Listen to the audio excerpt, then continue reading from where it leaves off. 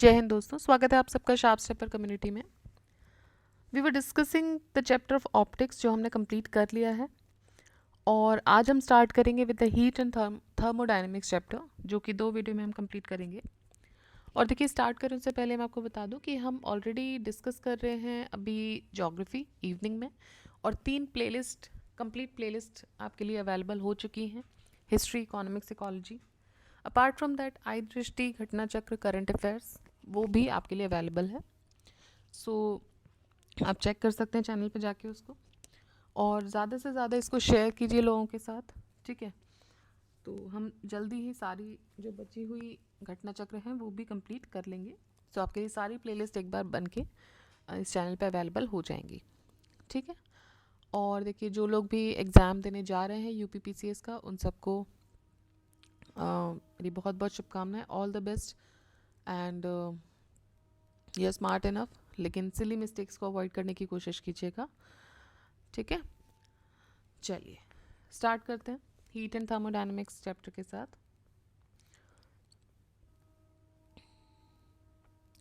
The first question here is transfer of heat by convection, it takes place in solids and liquids, solids and vacuums, gases and liquids, vacuums and gases. तो जो transfer of heat होती है convection के through, वो किस में होती है?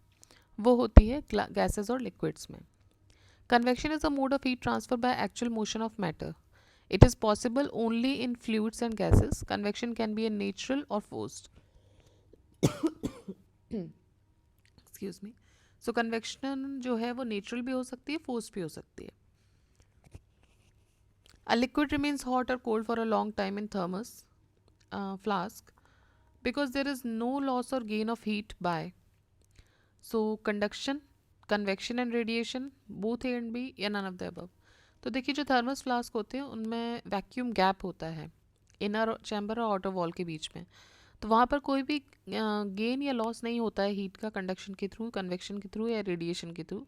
सो जो भी लिक्विड अंदर है वो हॉट या कोल्ड रहेगा for the long time in thermos और flask. Steam at 100 degree centigrade causes more severe burns than the water at the same temperature. Why? तो जब आप देखेंगे भाप से आप ज़्यादा जल जाते हैं, अगर आप उसी टेम्परेचर का पानी है और उसी टेम्परेचर की भाप है, तो आपको जो भाप से होती सीवियर बर्न्स मिलते हैं। वाई?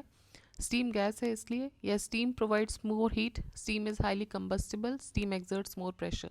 तो देखिए, स्टीम जो है वो ज़्यादा हीट प्रोवाइड करती है इसलिए। Steam at 100 degree causes more severe burns than the water at the same temperature because steam provides more heat. The boiling point of water is 100 degrees Celsius. At this temperature, the water will begin to change from liquid state to gaseous state. For this change to take place, additional energy की ज़रूरत पड़ती है. In fact, every gram of liquid water requires 540 calories of heat energy to convert it into a steam. इसको बोलते हैं latent heat of vaporization या latent heat of steam. So while they both would exist at the same temperature, steam would have a lot more heat energy due to addition of 540 calories per gram of heat that has been absorbed. ठीक है, तो जो मतलब हर एक ग्राम जो liquid का है, it will required 540 calories of heat जिससे उसको स्टीम में बने। ये 100 डिग्री सेंटीग्रेड के ऊपर की हम बात कर रहे हैं। इसी को लेटेंट हीट ऑफ वेपराइजेशन बोलते हैं, और उसी की वजह से आपको जो स्टीम होती है, स्टीम बर्न्स होते हैं, वो वर्स होते हैं then the water burns, because it had that extra additional 540 calories of heat. The hand burns more by steam comparative to boiling water because the steam has latent heat. The heat required in calories to convert 1 gram ice at 0 degree to steam at 100 degree is approximately. Okay ये बोल रहे हैं the heat required in calories to convert 1 gram of ice at 0 degree, 1 gram ice को जो कि 0 degree पर है उसको स्टीम में कन्वर्ट करने के लिए एट 100 डिग्री कितनी एनर्जी, कितनी हीट की ज़रूरत पड़ेगी इन कैलोरीज? तो देखिए, इसके लिए 720 कैलोरीज की ज़रूरत पड़ेगी. लेटेंट हीट ऑफ मेल्टिंग होती है 80 calorie per gram. So heat required for ice at 0 degree to convert in water is equal to 80 calorie. Required heat जिससे कि जो टेम्परेचर है वो एनहेंस होगा पानी का 0 डिग्री से 100 डिग्री, वो होती है 100 calorie. So and latent heat of vaporisation हमने ऊपर ही देखा था 540 कैलोरीज होती हैं.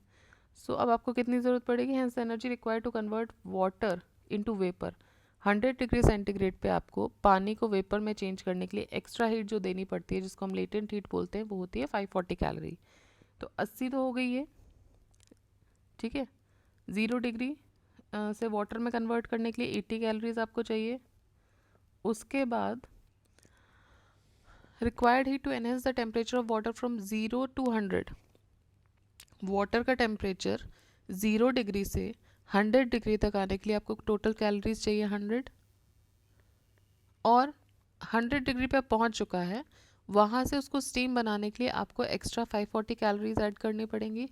तो सब मिला के हो जाएगी 720. At what temperature are the reading of a centigrade and Fahrenheit at the thermometer is same?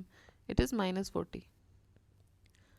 -40 degree is the temperature at which the readings are same in both degree centigrade and in Fahrenheit scale.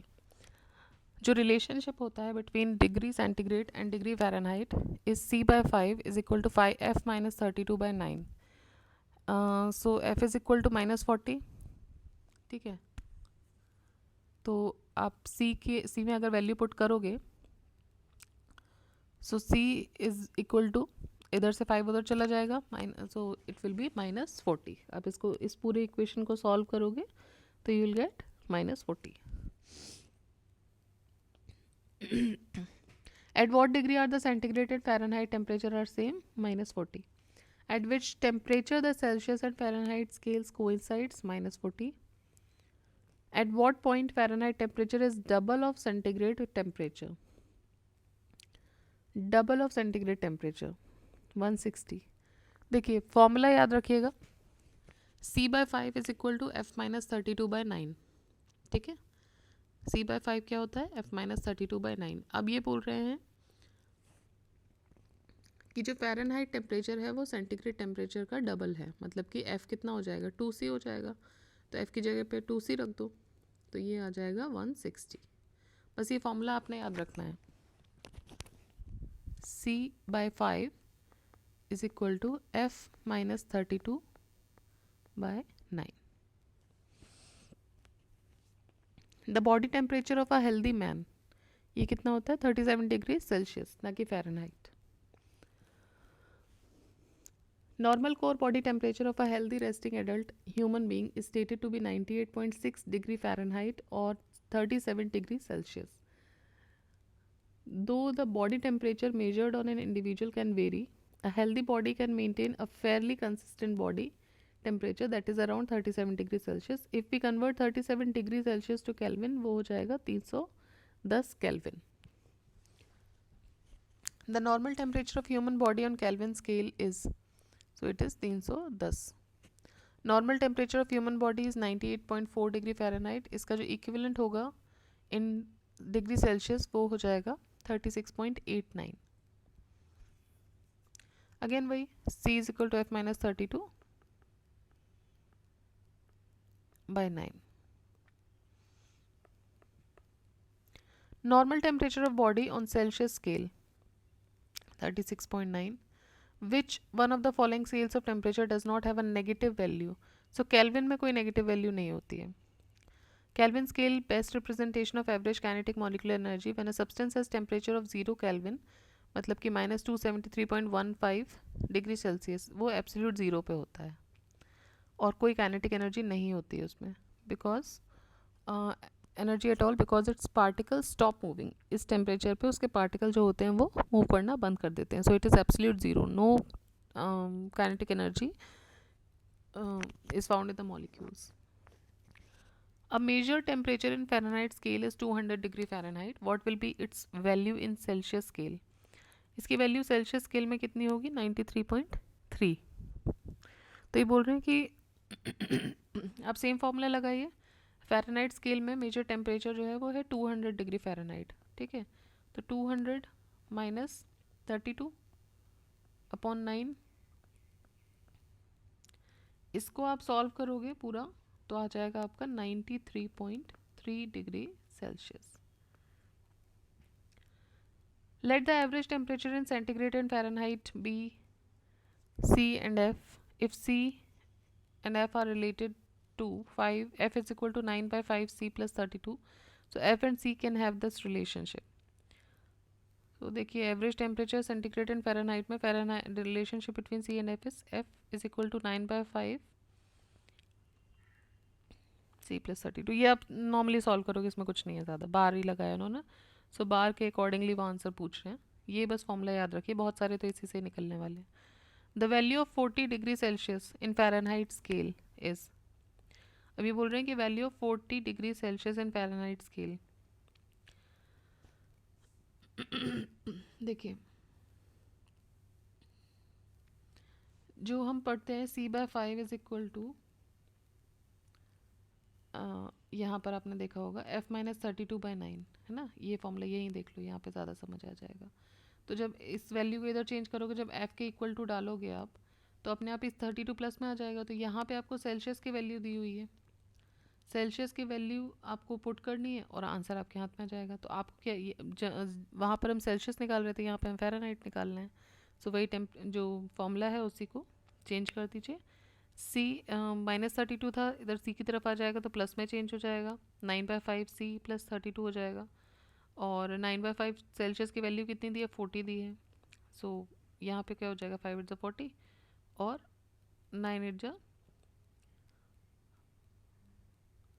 ये आ जाएगा आपका 72. 72 plus 32 और ये हो जाएगा total F is equal to 104.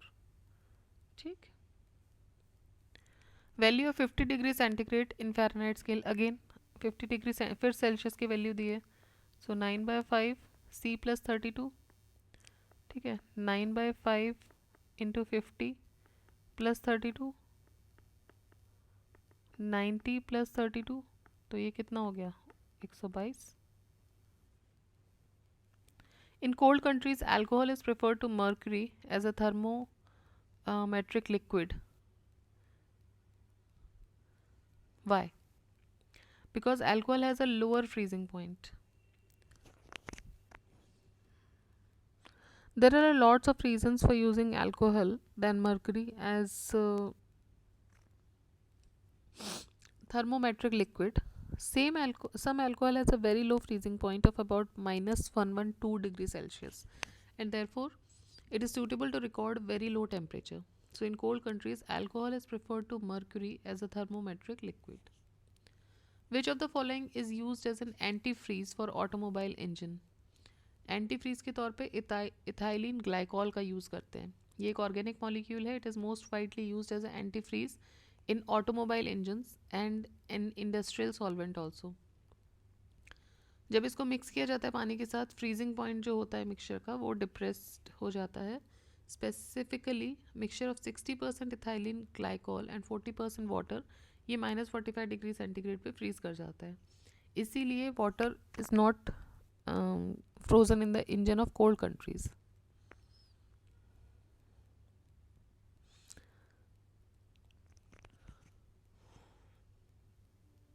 ठीक है. So ethylene glycol का यूज़ किया जाता है as antifreeze in automobile engines.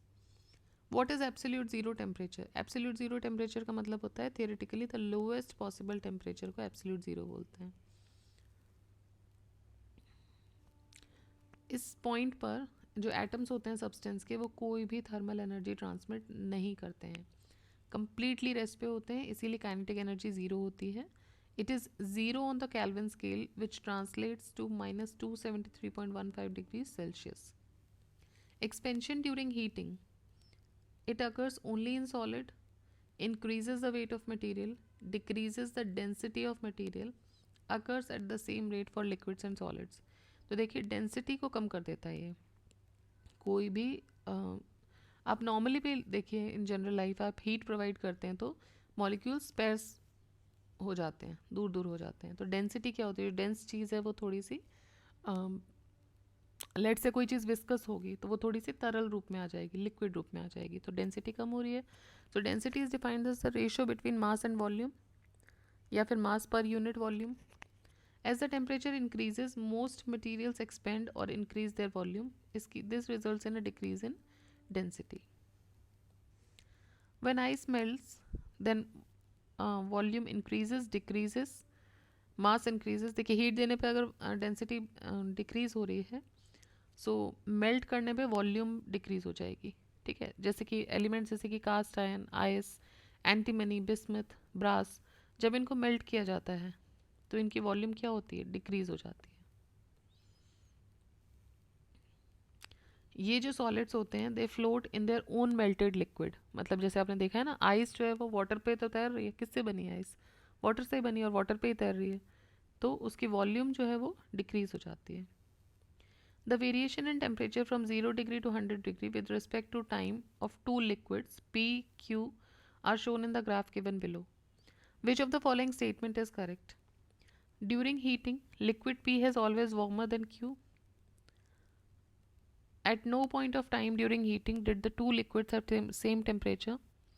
P attained the temperature of 100 degree faster than Q. Q attained the temperature of 100 degree faster than P. In the above diagram, P denotes a straight line while the point Q denotes a curved line. So ये clear है कि जो Q है it attained the temperature of 100 degree quicker than P. ठीक है, P जो है वो straight line दिखा रहा है यहाँ पर, और Q क्या कर रहा है, Q एक कर्व लाइन डिनोट कर रहा है ये। सो ये क्लियर है कि जो Q है it attain the temperature of 100 degree centigrade quicker, इसने थोड़ा जल्दी किया है P से।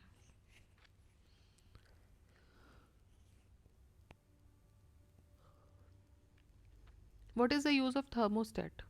To measure the temperature, to increase the temperature, to maintain the temperature, या convert heat into electricity. So thermostat वो डिवाइस होता है जो कि ऑटोमेटिकली टेम्परेचर को रेगुलेट करता है, एनर्जी सेव करता है। Thermostat is related to temperature. Thermostat is a device which measures heat, measures temperature. It automatically regulates the temperature of a system. Thermostat temperature is a mean of keeping stable. What is the function of thermostat of a refrigerator? To maintain the constant temperature. Safest temperature for keeping food fresh in a refrigerator is 4 degrees centigrade. Refrigerator temperatures do not destroy pathogenic or spoilage microorganisms. Lower temperatures इनकी जो growth होती है micro organisms की जो already food में है उसको बस कम कर देते हैं, डिस्ट्रॉय नहीं करते हैं। Some bacteria grow more rapidly in the range of temperature between 40 degree and 140 degree Fahrenheit, ये डेंजर जोन होती है। And it is necessary to make sure that refrigerator is maintaining the recommended temperature of 35 to 40 degree Fahrenheit और below. International standards के according जो recommended temperature है refrigerator का वो 36 degree Fahrenheit से 38 डिग्री फ़ारेनहाइट तक है। सो ऑप्शन ए यहाँ पर करेक्ट हो जाता है। जब सॉगी बिस्किट्स को, सॉगी मतलब जब बिस्किट कोई सील जाता है, सीडन आ जाती है उसमें, they are kept inside the fridge for some time, वो क्रिस्प हो जाते हैं। क्यों? क्योंकि जो ह्यूमिडिटी होती है फ्रिज के अंदर वो कम होती है और एक्स्ट्रा मॉइस्चर को एब्जॉर्ब कर लिया जाता है।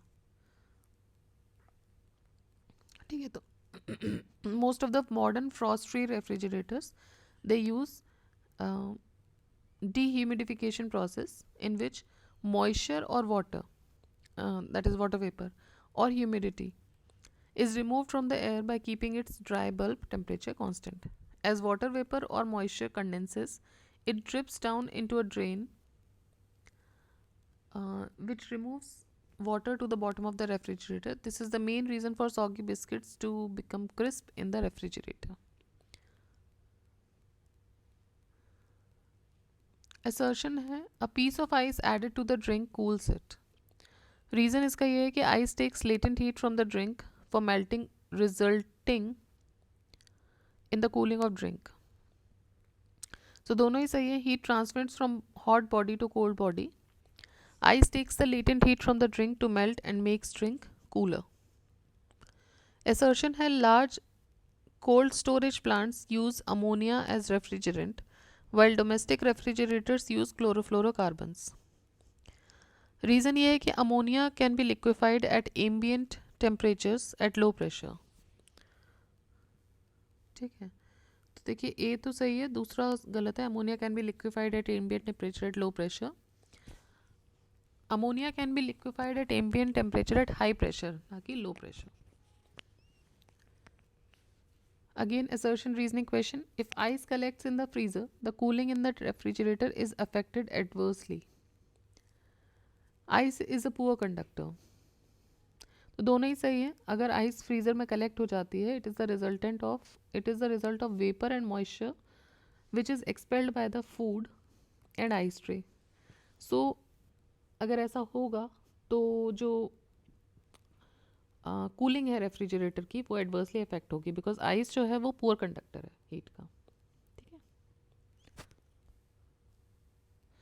When a glass rod is placed in steam, जब एक ग्लास रॉड को स्टीम में रखा जाता है तो उसकी लेंथ बढ़ जाती है, लेकिन उसकी विड्थ, तो भाई विड्थ भी बढ़ जाती है. जब इसकी लेंथ बढ़ रही है, उसकी विड्थ भी बढ़ेगी. Consider the figures of a metal ball and a metal ring given below. The metal ball can just pass through the hole of a metal ring formed out of a strip. When the ball is heated, वो stuck हो जाती है. But when the metal is heated, उस case में क्या होगा? The ball can still pass through the ring as diameter expands on heating. The ball gets stuck because of the diameter of the hole decrease on expansion. The ball will still pass through because the hole diameter does not change. The ball will pass through because there is no change in the ring. तो देखिए इसमें answer होगा ए. Ball अभी भी पास होगी क्योंकि जो diameter है रिंग का वो भी एक्सपेंड होगा हीट करने पर. तो देखिए most solids expands when heated and contract when cooled. The rate at which solids expand when heated depends on the substance. Metals जो होते हैं they tend to have higher rates of expansion than non metal solids. So जब metal ring heat होती है, so there is an increase in outer diameter along with the inner diameter, so the ball can pass easily through it. Stripes of two metals A and B are firmly joined together as shown in the figure. Heating होने पर A expand करता है B से ज़्यादा. अगर joint कर दिया जाता है, if the jointed strip is heated, तो it will appear, okay, ये figure दिए ही नहीं है, so we cannot imagine, but हम इसका वो देख लेते हैं. Explanation.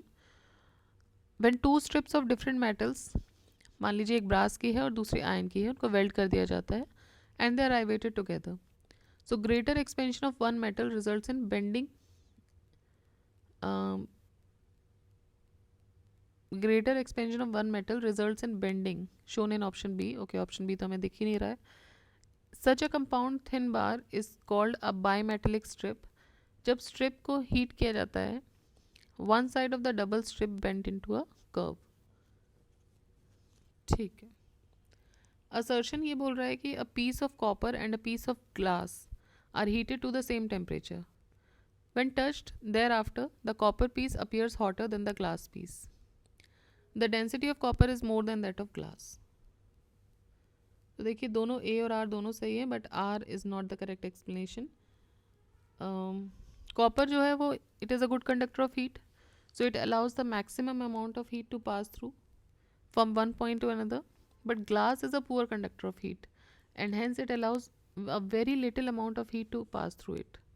Density of copper जो है वो कितनी है? 8920 से लेके 8960 kilogram per metre cube. And density of glass जो है वो है 2400 से 2800 kilogram per metre cube. So density of copper is more than that of glass, but it is not the correct reason of the given assertion. So hence correct answer जो हो जाएगा वो हो जाएगा B. In winter you touch a log of wood and a rod of iron. You will feel the rod of iron is colder. Why? Because in comparison to wood, iron is a good conductor of heat.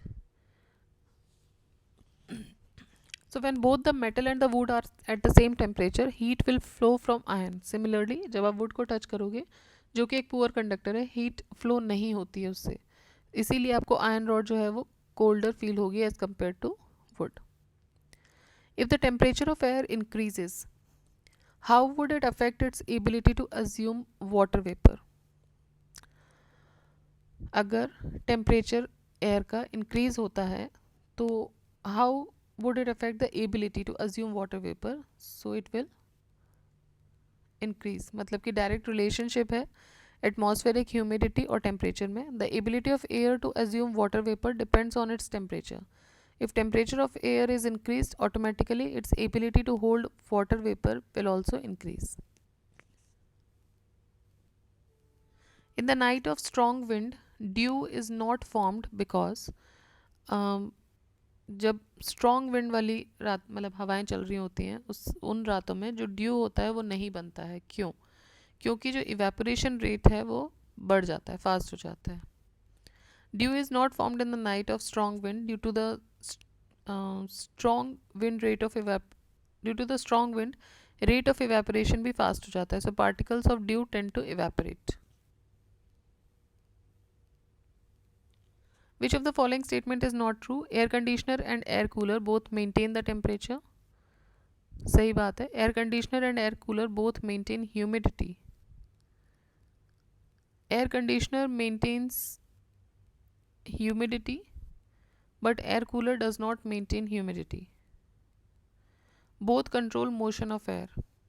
तो देखिए normally AC और cooler की बात कर रहे हैं कि AC और कूलर जो दोनों हैं ये दोनों टेम्परेचर मेंटेन करते हैं. बिल्कुल सही बात है.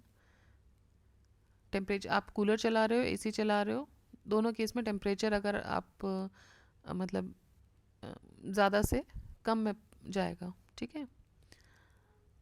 एयर कंडीशनर और एयर कूलर दोनों ही ह्यूमिडिटी मेंटेन करते हैं. देखिए एयर कंडीशनर ह्यूमिडिटी को मेंटेन करता है, एयर कूलर जो है वो ह्यूमिडिटी को मेंटेन नहीं करता है.